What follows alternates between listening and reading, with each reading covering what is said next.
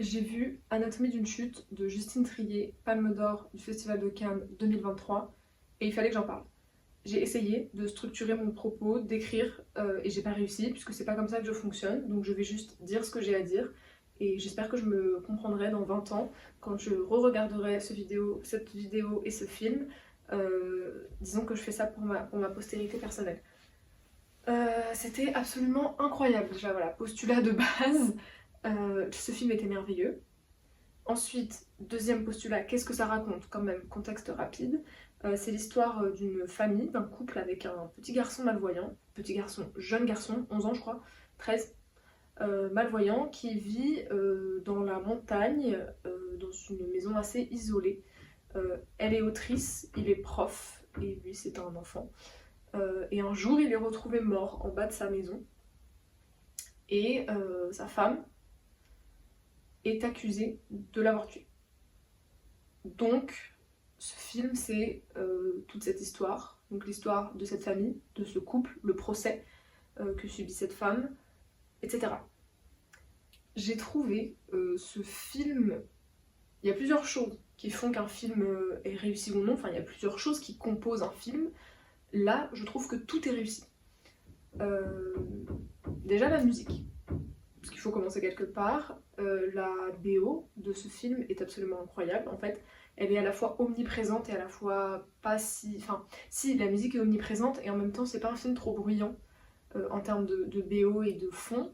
Euh, la musique que joue l'enfant au piano, Daniel, il s'appelle Daniel l'enfant, que joue Daniel au piano, je pourrais l'écouter nuit et jour et nuit pour le restant de ma vie. C'est la musique de la bande-annonce, si jamais. J'ai retrouvé, évidemment je me suis empressée d'aller retrouver le morceau sur les internets, tellement il est satisfaisant, je ne trouve pas exactement la version du film et ça me contrarie. C'est incroyable, c'est prenant, c'est juste, c'est... La musique, incroyable. Les images, la cinématographie, la photographie, je sais pas trop, sont vraiment très belles aussi. Il n'y a pas fioriture parce qu'il n'y a pas pléthore d'images, il n'y a pas d'endroits, il n'y a pas une multitude d'endroits où se passe le film non plus. Il y a le tribunal, qui je trouve est très bien filmé. Il y a l'intérieur de la maison, l'endroit de vie de cette famille, et il y a l'extérieur de cette maison, le cadre dans lequel elle est, à savoir la montagne, la neige, et ça c'est absolument magnifique. Les images sont très belles. Et il y a des scènes, il y a des scènes un peu ponctuelles comme ça qui se passent ailleurs de ces trois endroits principaux, mais voilà, et qui sont des scènes absolument merveilleuses aussi, dont une sur laquelle je reviendrai, puisque c'est la, je pense, nouvelle scène de cinéma préférée. Donc l'image est incroyable, la musique est incroyable, le casting est incroyable. Alors moi, c'est pas forcément des acteurs, des actrices que je connais bien. Certains, en l'occurrence, oui, d'autres non. Mais je trouve que le casting est extrêmement juste par rapport aux personnages. En tout cas, je trouve que les personnages sont extrêmement bien interprétés par ce casting, donc ça traduit d'un choix de casting quand même très réussi. Et les personnages sont écrits de façon extrêmement juste. La psychologie des personnages, commençons par la psychologie de cet enfant, Daniel. Daniel, c'est un enfant qui a vécu un traumatisme, un accident qui l'a rendu malvoyant quand il était très petit. C'est un enfant qui perd son père et dont la mère est accusée d'avoir tué le père. Et en fait, ce qui se joue, c'est est-ce que c'est un assassinat ou est-ce que c'est un suicide? C'est ce qui va se jouer en tout cas dans le procès. Et Daniel, c'est un enfant... C'est drôle parce qu'il y a pas mal de gens qui écrivent clairvoyant malgré qu'il soit malvoyant. C'est un enfant extrêmement intelligent évidemment, qui entend beaucoup de choses, qui voit beaucoup de choses, qui va être essentiel dans le procès. Et c'est un enfant qui a besoin de comprendre, parce que c'est un enfant qui doit faire le deuil d'un parent mort. Il a perdu son père, c'est quand même pas anodin, avec qui il avait une relation particulièrement proche par ailleurs. Et c'est un enfant qui doit faire son deuil dans un contexte où en fait c'est sa mère qui est accusée quand même d'avoir tué son père. Et, il est vraiment clé, je l'ai déjà dit dans le procès, mais parce qu'en fait, du coup c'est une vidéo qui spoil énormément. Mais en fait, Daniel il finit par sauver sa mère. C'est lui, alors on ne le dit pas comme ça, mais moi c'est comme ça que je le comprends. C'est son témoignage final qui fera que sa mère sera acquittée et que la voie du coup du suicide sera privilégiée plutôt que celle de l'assassinat. C'est lui qui a fait basculer le procès, moi c'est comme ça que je le comprends. Et Daniel il a besoin de comprendre, mais il a aussi besoin de faire un choix parce qu'en fait il saura jamais la vérité. Et ça, je trouve que c'est d'une grande justesse dans sa psychologie à lui et dans comment c'est présenté, comment c'est écrit, comment c'est suggéré et comment c'est interprété par l'acteur, ce truc de en fait moi j'ai besoin de comprendre pour faire mon deuil, je veux être là, je veux entendre tout ce qui sera dit dans ce procès parce que moi comme les jurés qui vont devoir statuer, moi aussi je veux statuer, moi j'ai besoin de comprendre, j'ai besoin de savoir. Et sauf qu'en fait il saura jamais vraiment, puisque c'est le principe de la justice, d'un procès, c'est qu'en fait la vérité, seule la personne qui est accusée la connaît, et lui il saura jamais, et pourtant il a dû, et c'est un peu le procès, enfin tout le film c'est le procès, sur lequel je reviendrai, mais c'est aussi comment lui, est-ce qu'il fait son choix, qu'est-ce qu'il choisit de croire finalement. Et est-ce que c'est vraiment un choix? Parce que en fait quand on a déjà perdu un parent, est-ce qu'on a vraiment le choix que de sauver l'autre? Il a choisi de croire la piste du suicide, et il a choisi d'apporter un témoignage qui avait des chances en tout cas de faire basculer la balance en faveur de sa mère. Il l'a fait, et en même temps est-ce que c'était pas un non-choix de se dire en fait si ma mère est reconnue coupable, moi j'ai plus rien aussi. Donc en fait est-ce que c'est mieux d'avoir une mère où je sais pas trop si elle a tué mon père ou pas, mais au moins j'ai ma mère, ou alors de plus avoir de mère, alors que j'ai déjà plus de père, et je trouve tout ça mais absolument exceptionnel sur la psychologie du personnage de Daniel, son intelligence, sa sensibilité aussi à tout ça. J'aime beaucoup, c'est horrible à dire, mais j'aime beaucoup qu'on le voit pleurer. C'est-à-dire que juste après la mort de son père, on a une scène où il est dans son lit, il veut plus sortir de son lit, il veut plus se nourrir, et il pleure, et il pleure, et il pleure. Et je trouve cette scène hyper importante parce que je trouve que dans les films où les enfants vivent des drames, on les voit pas assez pleurer. C'est-à-dire qu'on voit des enfants soit qui se renferment sur eux-mêmes, soit, on voit des enfants traumatisés souvent dans les films, mais on voit pas beaucoup les enfants pleurer. Et cette scène, je la trouve hyper sincère aussi dans la façon de pleurer, parce que pleurer au cinéma, on voit plein de gens pleurer au cinéma, sur les écrans de cinéma, dans les films. Et c'est pas toujours, je sais pas, moi ça me touche pas toujours, c'est pas toujours forcément crédible à mes yeux en tant que pleurs. Moi les pleurs, je connais un sacré rayon, parce que j'adore ça pleurer. Mais non, mais ce que je veux dire, c'est que là, cette scène, je trouve qu'elle est vraiment frappante d'authenticité du pleur de... oui, en fait, c'est un enfant qui a perdu son père, et qui pleure, et qui est au fond du trou, qui ne se nourrit plus, qui gère un traumatisme dans juste les jours qui suivent le choc. Et ça, j'ai trouvé ça extrêmement juste, et c'est dans tout ça que je trouve l'écriture du personnage de Daniel absolument très fine, et vraiment très juste. Je vais beaucoup dire ce mot. Ensuite, on a l'avocat. J'adore cet acteur. Je sais pas dans quoi je l'ai déjà vu en fait, mais je sais pas, je l'aime trop. Je le trouve vraiment magnétique comme acteur et du coup comme personnage. Mais cet acteur, je l'ai trouvé assez exceptionnel là dans ce rôle, l'avocat. Alors je connais aucun prénom parce que j'ai un problème avec les prénoms. L'avocat qui est un ami de Sandra, elle s'appelle vraiment Sandra ou pas? Peut-être que je vais faire toute une vidéo pendant 45 minutes avec les mauvais noms, tant pis. C'est l'avocat de la femme qui est accusée d'avoir assassiné son mari, mais c'est aussi son ami. Ils se connaissent depuis tout jeune et en fait on comprend à demi-mot que lui il l'a aimé dans leur jeunesse, qu'il a été amoureux de cette femme dans leur jeunesse. Et ce que je trouve relevé du génie artistique et d'une maîtrise de l'ordre du génie, de l'art cinématographique et de l'art d'écrire et de raconter des histoires, c'est que la réalisatrice arrive à installer entre les deux personnages une tension absolument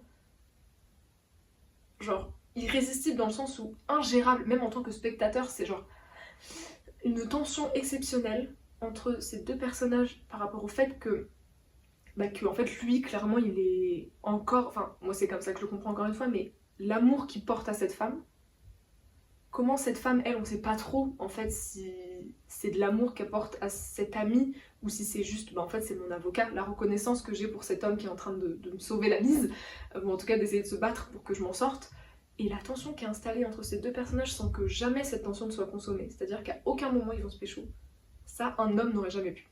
Et je dis ça je trouve que ça c'est pour moi toute la pureté et la justesse du female gaze dont on parle, le regard féminin au cinéma.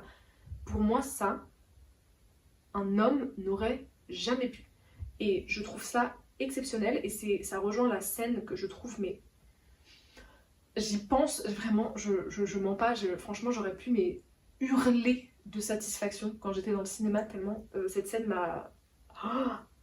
encore là, je suis toute pleine de tension de voir cette scène dans ma tête, là c'est incroyable, c'est une de mes scènes de cinéma préférées à partir de maintenant.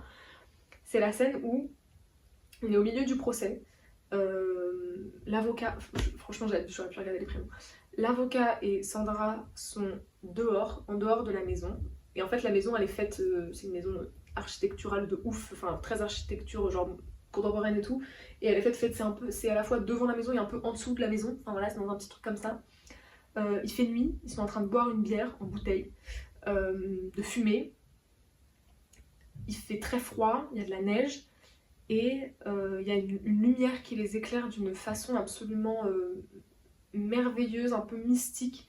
Et c'est là qu'on a la première scène d'extrême tension entre les deux. Elle lui demande est-ce que tu te souviens de comment j'étais quand on s'est rencontrés, genre quand on était jeunes? Il lui dit bah bien sûr. Elle lui dit est-ce que tu peux me dire, parce que moi je me rappelle plus, comme si elle s'était perdue elle aussi dans ce qu'elle avait pu être. Parce que bon, enfin on en reviendra, je reviendrai là-dessus sur vraiment son personnage à elle et son histoire de couple. Et il y a cette tension qui s'installe, c'est là qu'il dit bah moi j'étais jeune, enfin j'étais amoureux, je sais pas s'il dit que j'étais amoureux, mais enfin voilà, en gros c'est là qu'on comprend que en effet ils ont une histoire, un passé, ou en tout cas que lui il l'a beaucoup aimé. Et il y a cette tension qui là est vraiment, mais c'est-à-dire que, parce qu'en fait on n'a pas envie qu'il se pécho, c'est-à-dire qu'à un moment donné c'est la pire chose qui pourrait se passer dans l'intrigue du film, de se dire ah non mais d'accord, genre elle pécho son avocat, enfin on est où? Et clairement je pense qu'un homme serait tombé, enfin j'exagère mais je me comprends, c'est qu'un homme aurait pu tomber dans cet écueil, une femme jamais. Enfin, jamais, non, mais ça n'a pas de sens de dire ça, parce que bah, c'est son film, et le film fait que, mais je me comprends très bien quand je dis ça, c'est que cette tension qu'on réussit à installer sans que jamais ce soit consommé, c'est incroyable, et cette scène, elle est merveilleuse parce qu'elle est complètement hors sol, complètement absurde par rapport à la situation. Ils sont là en train de parler du bon vieux temps, en train de boire des bières et de fumer des clopes, alors qu'ils sont au milieu d'un procès qui quand même se passe pas super bien. En tout cas n'est pas tout de suite très en faveur de l'accusé. Dans cette lumière absolument merveilleuse et à la fois mystique et démoniaque, c'est-à-dire que la lumière sur les visages de ces personnages, ça en fait des créatures pas humaines, entre des monstres et des espèces d'êtres divins. Ça n'a aucun sens ce que je raconte, mais c'est vraiment tout l'univers de cette scène, c'est l'absurdité, le côté hors sol, la lumière, juste matériellement, les images, les ombres sur les visages, ce que ça donne, ce que ça crée sur ces visages, le magnétisme de cet acteur et de cette actrice, surtout de cet acteur, et la tension entre les deux qui font que... Ah vraiment, là, c'est physique, c'est-à-dire que moi, là, je suis dans la salle de cinéma, je vois ça, il y a quelque chose de physique qui se passe en moi, genre c'est pas qui m'oppresse, mais qui me serre, qui me saisit physiquement. Et c'est en ça que ça me transcende. Cette scène de cinéma, c'est vraiment tout ce que je veux dire quand je dis que quelque chose me transcende. C'est qu'il y a un truc physique qui s'opère en moi. Quand je vois cette scène, ça m'a... Oh, mais je suis complètement ravagée. Mais c'est un truc que j'explique pas, quoi. Où je suis vraiment dans le cinéma et je suis là genre... limite souffle coupé, un truc qui s'opère, qui se passe, qui me dépasse complètement, mais dont je tire une grande satisfaction, une terreur. Et je pensais pas, je sais pas si j'ai déjà vécu ça au cinéma, mais je pense que c'était mon premier déclic de cinéma, il y a genre 8 ans.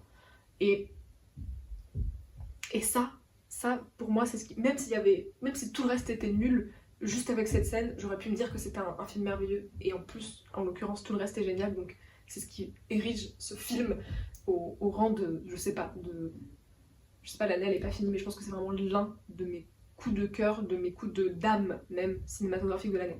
Et donc cette scène est absolument incroyable, pour se recentrer un petit peu et continuer à avancer dans le film, enfin en tout cas dans ce que j'ai à en dire. Cette scène est absolument incroyable et l'avocat, voilà, ce personnage est vraiment, vraiment incroyable, et comment est-ce que lui, même chose, il fait partie des gens dont on saura jamais ce qu'il pense vraiment. Je trouve que ça globalement sur le film, et c'est parce que c'est un procès, c'est qu'en fait la vérité on la saura jamais, et accepter de ne pas savoir, ça fait aussi partie, je trouve que c'est une belle leçon de vie aussi pour la personne qui voit le film, quoi. En tant que spectatrice, spectateur, il y a vraiment aussi ce truc de bon bah je ressors du cinéma, j'aurais pas mes réponses. Et alors c'est frustrant et en même temps c'est bien de se dire que bah, je trouve que c'est aussi un peu morale de l'histoire, dans la vie il faut accepter de pas savoir, c'est con mais... Et lui même chose en fait, on saura jamais ce qu'il pense, parce que c'est le principe d'un avocat, d'une avocate, c'est que bah c'est des gens qui défendent leurs clients ou clientes, mais sans avoir vraiment leur mot à dire sur ce qu'elles pensent de ce qui s'est vraiment passé. Lui, il opte pour la piste du suicide, puisque c'est la seule autre piste crédible et que c'est ce qu'il faut défendre devant la justice. Après, est-ce que lui, il pense qu'elle l'a tué?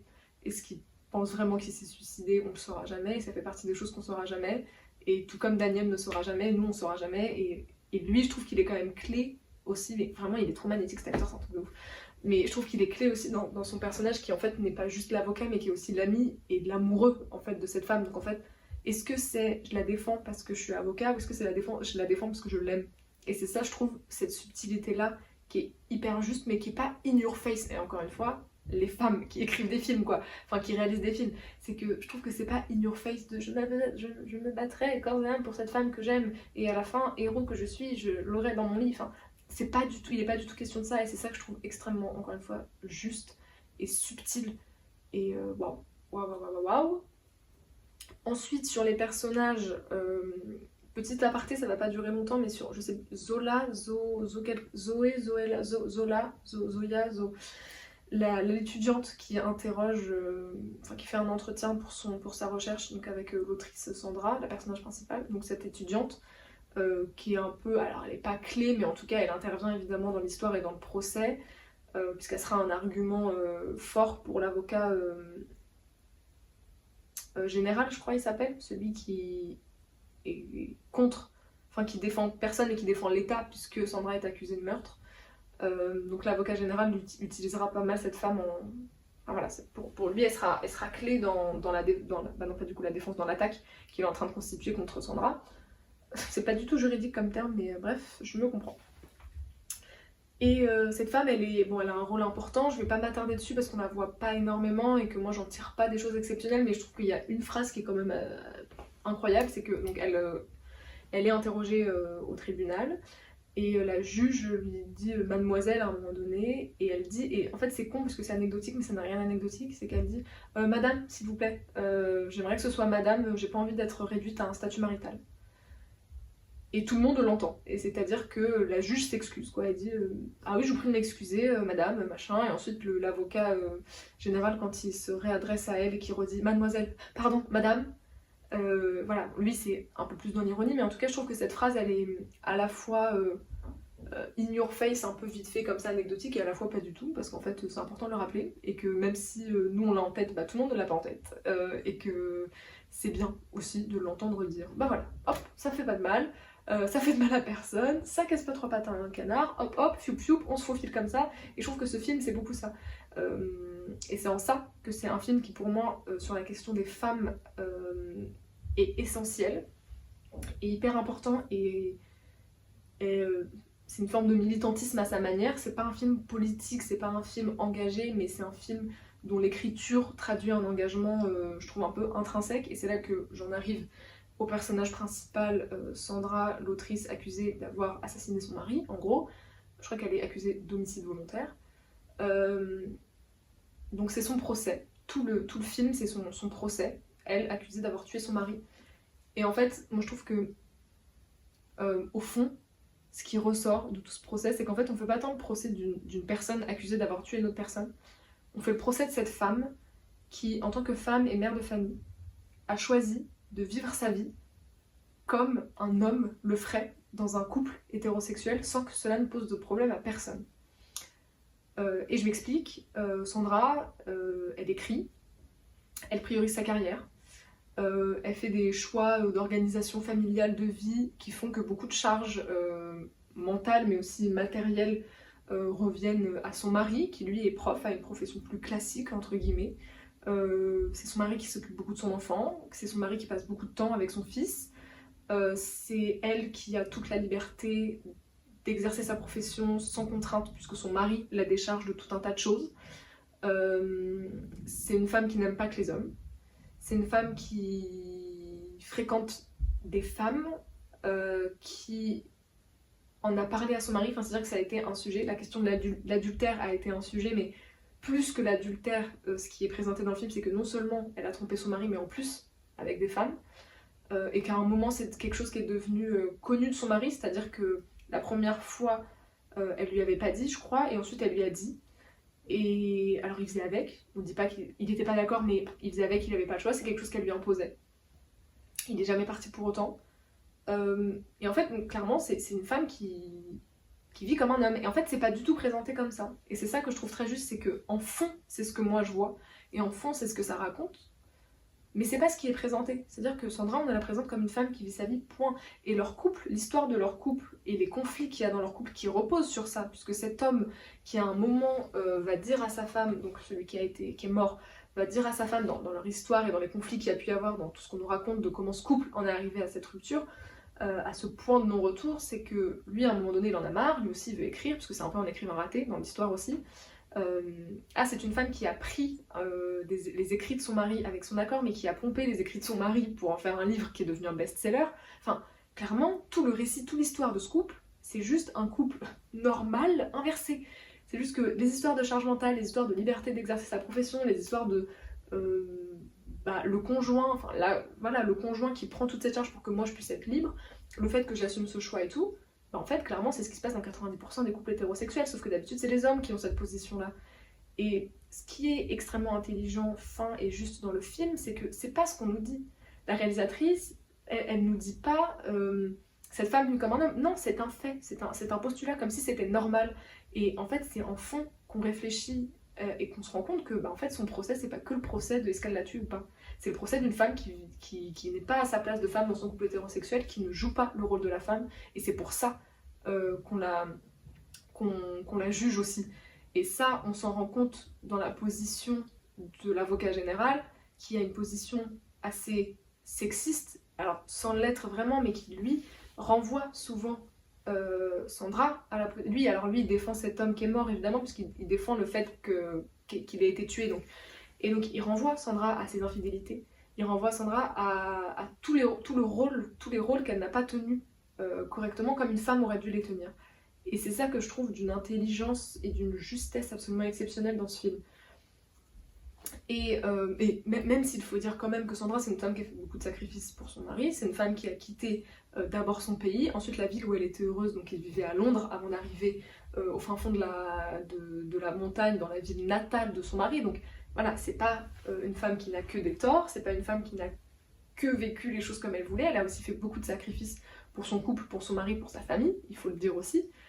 Et ensuite, tout ça s'est effacé, complètement effacé par le fait que c'est elle qui a choisi, une fois arrivée là-bas, de vivre la vie qu'elle a envie de vivre sans les contraintes, puisqu'en fait, c'est le principe d'un couple, c'est qu'à un moment donné, on se répartit les charges. Et qu'en fait, dans les faits, lui, il a commencé à écrire, il n'a jamais fini. Donc son bout de récit qu'il a accepté de donner à sa femme, elle en a fait un best-seller, elle a continué d'écrire.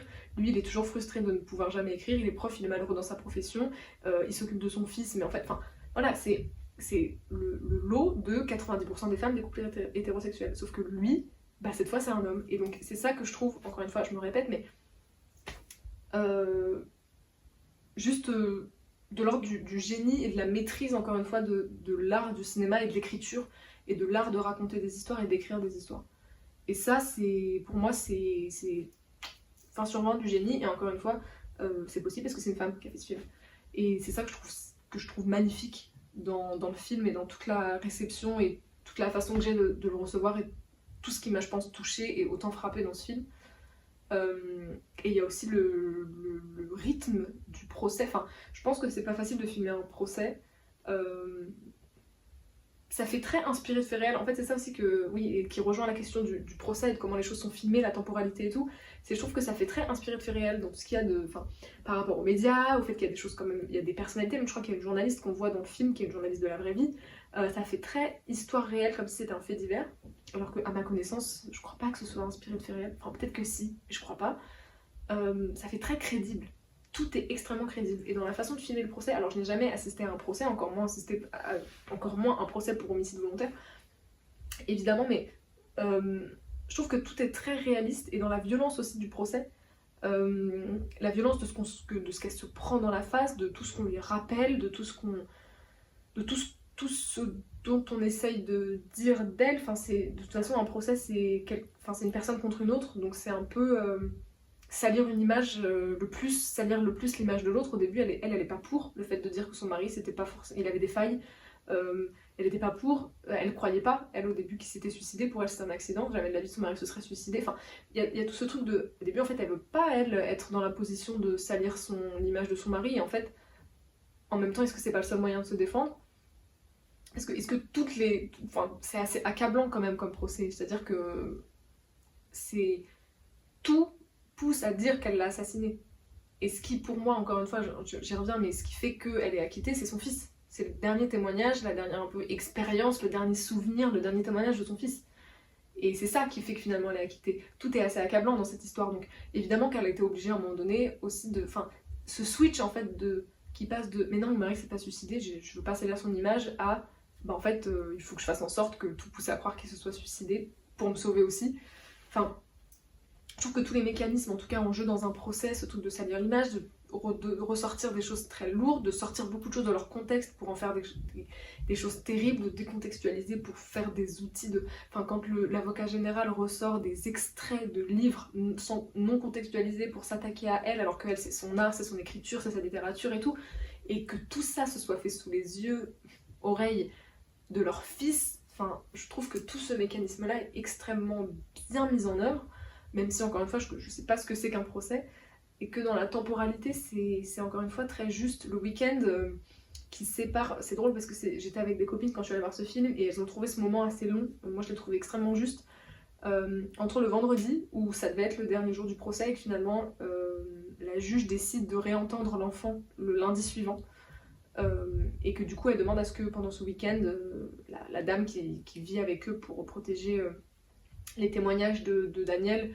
s'assure que vraiment il n'y ait aucun lien, aucun contact, en tout cas que personne ne parle du procès à Daniel pendant ce week-end. Ce week-end-là, il leur a paru très long aux copines avec qui j'étais, et moi il m'a paru très juste parce que cette temporalité le temps a dû paraître mais infini, enfin, les heures ont dû paraître tellement longues et tout se dérouler, toute la temporalité du procès, tout justement comment est-ce que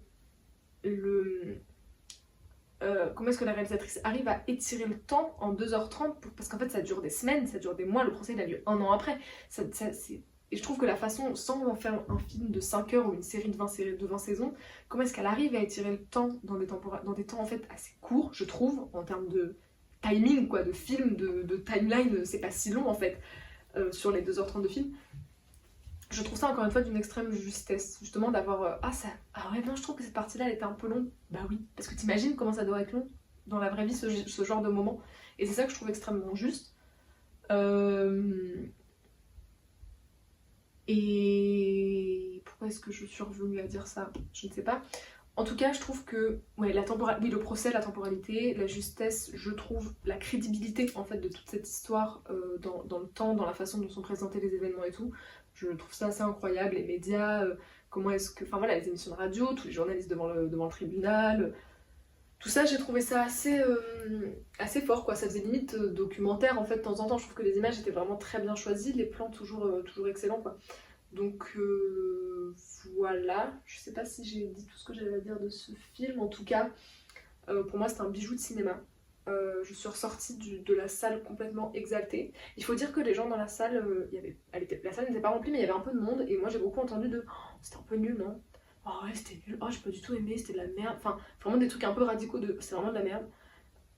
J'ai pas du tout. J'étais un peu dépassée. Enfin, j'étais un peu. Comment ça comment tu peux dire ça? Je comprends pas. Les gens qui ont trouvé le temps un peu long et tout, dans la salle, les gens étaient pas contents. Les copines avec qui j'étais ont adoré. Enfin, je crois. Mais moi j'étais complètement, sur moi t'es complètement exact, enfin limite j'aurais pu me mettre au milieu de la route et crier j'aime la vie, j'aime le cinéma, j'aime l'art, j'aime les femmes, enfin elle est incroyable cette réalisatrice. Je connaissais pas du tout son cinéma, ça aussi il fallait que je le dise. Je n'avais jamais vu de film de Justine Triet, c'était mon premier film et je suis allée le voir essentiellement parce que c'était la Palme d'Or. Enfin moi ce que j'avais fait avec l'autre l'année dernière là, Triangle of Sadness, MDR bref. Voilà, je suis allée le voir parce que c'est la Palme d'Or et en plus, évidemment, parce que c'est le film qu'il a été réalisé par une femme encore plus, mais voilà, j'y suis allée en me disant, bah, je vais voir la Palme d'Or et je suis ressortie, mais complètement exaltée, amoureuse du cinéma, amoureuse de la vie, du fait que les femmes créent des choses, parce que, encore une fois, tout ce que je décris et tout ce qui fait que j'ai adoré ce film, un homme n'aurait pas pu, sur beaucoup de points. Sur l'écriture du personnage de cette femme, de sa psychologie, sur tout ce qui se joue en sous-ton du procès, sur cette scène. Faut pas que je reparle de cette scène, mais je vais la revoir, je vais aller revoir le film juste pour revoir la scène. Tout ça, quoi. Un homme n'aurait jamais pu, c'est absolument exceptionnel. Vraiment, je suis ressortie, mais comme ouf. Et c'est vraiment pour ce genre de film que je vois des films et ça fait trop du bien. Parce qu'en fait, j'ai quand même la chance de voir beaucoup de films, je vais souvent au cinéma. Et souvent, je sais soit pas trop quoi dire des films, soit je sais que j'ai plus ou moins aimé, soit je suis assez neutre, soit ah oui, pourquoi pas. Là, sortir de salle en me disant waouh, ça c'est la raison pour laquelle je vais voir du cinéma, ça c'est la raison pour laquelle j'aime j'aime le cinéma, j'aime l'art, j'aime les gens qui racontent des histoires. Voilà, c'est la raison pour laquelle je vais voir des gens qui me racontent. Enfin, je vais voir des histoires racontées par des gens, filmées par des gens, écrites par des gens. Enfin, c'est toute la raison. Ce film, c'est vraiment la raison pour laquelle je suis dans la culture, pour laquelle je défends ça, pour laquelle j'aime ça. Et ça fait trop du bien. Ça fait trop du bien. Et je sais pas si.